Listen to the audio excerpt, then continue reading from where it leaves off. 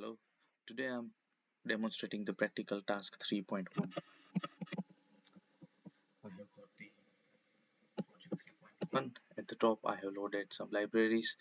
This link queue will allow me to do the array min and max without looping through each individual value, and this one will allow me to define the list type variable. Inside the program class, outside of the main, I have defined some methods as part of the step 8 to 11. We can see here all the methods, and the methods will be called from the main, so the code will jump for individual method code. I have put the breakpoint at the step number 10 or the exercise number 10, so we will see how the code jumps when we do the debugging. So now I'm going to debug, or sorry, run the program. Step 1 and 2 pretty straightforward. 3 also straightforward.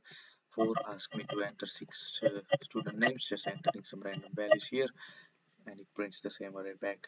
And step number 5 asking me to enter 10 values, so let's just enter 10 values here, any random values, and it finds the min and max of the array. Let me have a look at the step 5, so we can see that here I have just used the min and max of the array, and the second set is looping through the individual value. So you can do this one as well if you load that library. Then in the step number 6, it takes any random array and converts that to single dimension. It's all given in that exercise. So here number 7, enter 11 student names. So I'm just going to enter 11 student names,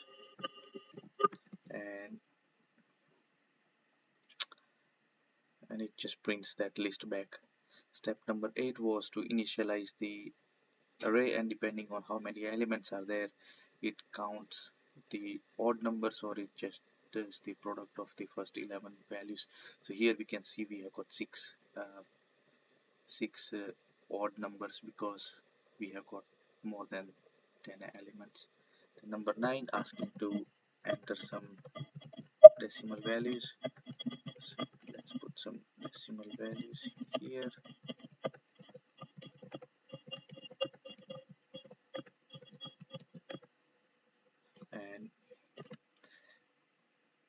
And it calculated the average, and it deducted the values that are average out of the individual value, and updated the array and returned that back.